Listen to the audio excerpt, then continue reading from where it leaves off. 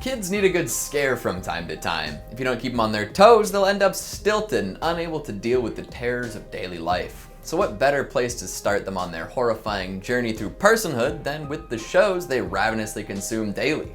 Let's be real. Cartoons with a little darkness and realism injection were the best ones anyways. I would name some toothless, boring, white bread kids shows, but I can't remember any of them. Go figure. So let's spend some time celebrating the programs with a little petrifying punch every once in a while, Hello horror heads, and welcome back to the scariest channel on YouTube, Top 5 Scary Videos. I'm your horror host, Keegan Hughes, and today we're going to be counting down the top 5 scary kids shows with dark origins. Strap in, because you're about to make some realizations that may or may not contradict your view of the media you once consumed. Before we get started, make sure to give this video a big thumbs up and subscribe for more freaky friends. Perfect, let's begin. Coming in at number 5, we've got Thomas the Tank Engine. If you can look past the insidiously infectious rhythms of the theme song, you'll find a lot more than you expected. After a short time in the meme spotlight a few years back, Thomas the Tank Engine reignited public interest. Folks who felt a nostalgic twinge upon seeing the plate-faced locomotives revisited the show and discovered that it was much bleaker than they remembered. Sure, by today's standards, the toy trains are a little creepy looking, but kids at the time loved them.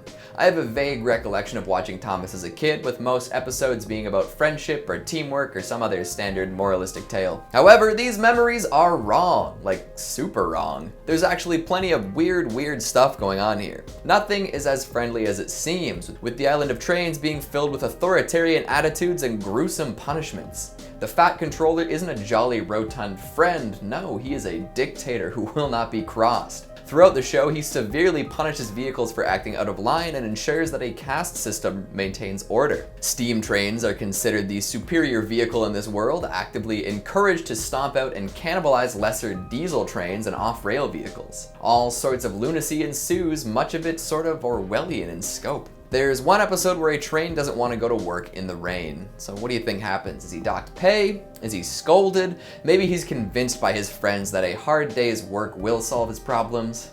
No. He's entombed alive and left without any fuel or track with which to move. Day in, day out, he is left in a bricked up tunnel, cursed to watch other trains joyfully pass by. Some say hello and others snub him entirely. The narrator of the original episode even claims that he deserves his punishment. Essentially, the lesson from this episode boils down to play your part in the capitalist structure or die in darkness while everyone laughs. Holy smokes. Thomas! Other scary episodes include things like turning a standoffish train into a generator, doomed to remain still for the rest of his life, trapping a revolution-touting bus under a bridge and turning him into a henhouse, and even subjecting a troublesome truck to dismemberment torture, pulling it apart at both ends. All of this seems benign because they're just vehicles, but in this universe they're sentient. It's absolutely insane. The author of the books this show is based on was an Anglican minister with a penchant for punishment, so maybe all of this isn't so surprising. Biblical torture for the heretics and heathens, I suppose. Just not what anyone was expecting from a cutesy train show. Coming in at number 4, we got Casper the Ghost. The friendly ghost at that. There are multiple iterations of this little phantom, portraying him in different ways. However, there's no avoiding the grim reality behind the specter. Casper was once just a little living boy. Child ghosts don't appear out of nowhere, you know. For Casper the Friendly Ghost to float around seeking playmates, there had to be a Casper the Friendly Boy at some point, and that friendly boy had to die before reaching maturity. My goodness. For most of his published time, Casper's pre-spirit origins were kept under wraps, but if you take a look at the 1995 live-action movie, you'll learn that he died of pneumonia. Oh wow. Not exactly the image one wants to conjure up when thinking of cute little Casper. Another thing one has to consider when pondering the Phantom is that ghosts don't just stick around for no reason. Most originate through grisly deaths and have some unfinished business. But Casper doesn't seem to remember any of this, and nobody appears to want to help release him from this world. He's cursed to remain between life and the afterlife, desperately seeking friends to no avail. It's tragic, really. In earlier cartoons, we also see him literally trying to kill himself on multiple occasions. A standard story would play out like this. Casper's moping around, attempts to make friends with something living, scares off that living thing, Casper returns to moping. Often the secondary moping would result in a suicide attempt, ranging from laying down on train tracks to walking off cliffs. He's already dead though, so his situation never changes. Coming in at number 3, we've got Pokemon. First things first, the world of Pokemon is based on an extremely violent premise. free-roaming children who leave their home at the age of 10 to force animals to fight for their amusement. Just ponder that for a moment or two. Pets and livestock alike are regularly used in this world's favorite pastime, cockfighting. The same creatures that power large-scale power plants and are used by law enforcement to take down criminals are regularly placed in the hands of children who then sick them on their friends. It is absolutely insane that everyone is given a living weapon when they enter the 5th grade. Like, here you go, Veronica, your very own living flamethrower. Make sure to train it well or it might scorch some poor old lady sitting at the park. Let's take it a step further into the lore though. While not often explicitly mentioned, there have been multiple large-scale wars in the Pokemon world, and they're serious business too. Usually Pokemon only faint when they're defeated, but there's plenty of evidence pointing to real Pokemon and human death during the larger conflicts. Let's consider the Kalos War for a moment. Thousands of years ago, there was a Pokemon war where thousands of creatures battled for reasons that aren't entirely clear to me. This information is brought to light by AZ, or Az, I'm not really sure, who is a human who seemingly has the key to eternal life. He was alive during this war and was deeply disturbed by the death of his companion Pokemon, Floette. Driven mad by this discovery, he toiled to find a method of bringing it back to life. Eventually, he did find a way to reverse death, but at the cost of the lives of other Pokemon. Still, he went through with it. He also created something known as the ultimate weapon, a sort of nuclear device meant to be used for wide-scale destruction. Not what you would expect from Pokemon, right? And that wasn't the last war either. It's theorized that a few years before the events of Pokemon Red and Blue, there was another war, a war so deadly it caused a huge gap between generations. Pretty much anyone of age to enlist was killed, leaving behind a few war vets and a whole lot of broken families. In fact, some theorize that Red's dad died in the war and Blue was orphaned by the combat. Sure, they try to hide the violence at the core of their society, but the world of Pokemon is a lot more gruesome than one would think. Coming in at number 2, we've got Courage the Cowardly Dog. The first and only horror cartoon picked up by Cartoon Network, Courage the Cowardly Dog left an indelible mark on the minds of a generation.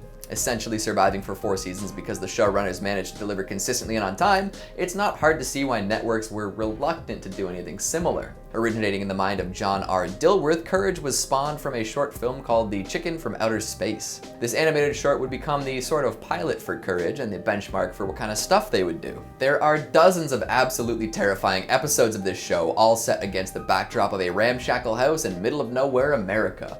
Now, who could forget King Ramses with his cursed tablet and his weird spliced-in 3D animation? There's a certain quality to him floating off in the distance that makes him stick in your mind for years. Then there's the Spirit of the Harvest Moon, adding in some Méliès-style human faces to the moon.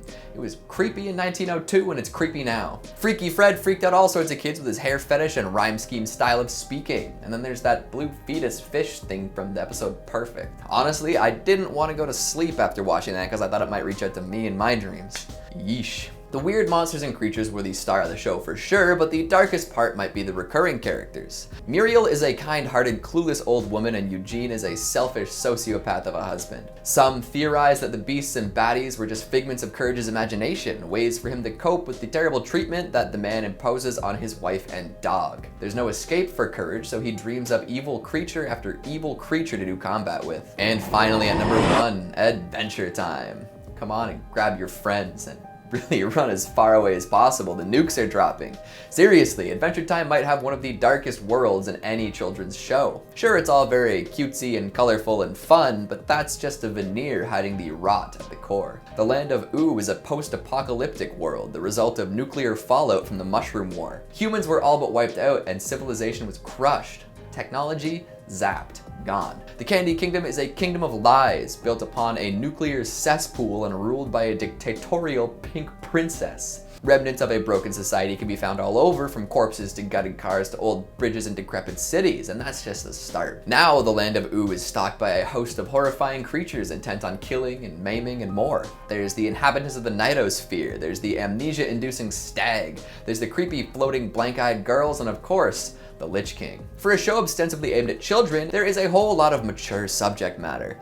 This contributes to Adventure Time's lasting appeal, but geez, how do they manage to air this? Boom. Now that I've opened your eyes to the horrors of children's television, go ahead and rewatch some of your favorites. I'll bet you'll find something that you didn't previously notice. So what'd you think of the list? Did you agree with all my choices? What's the darkest kids show you've ever watched? Don't say Candle Cove. Make sure you let me know down in the comments. Speaking of comments, let's take a look at some of your more nutritionally dense ones from the top 5 scary siren head sightings, part 3. Alana says they have a siren head dating simulator for anyone who wants to take siren head out on a date and get ice cream.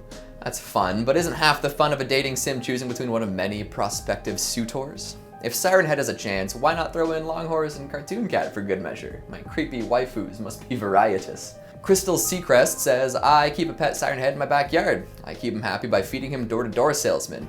What's your stance on feeding him Jehovah's Witnesses? Gara, a gamer from Naruto, says, who's taller, Slenderman or Siren Head? Definitely Siren Head.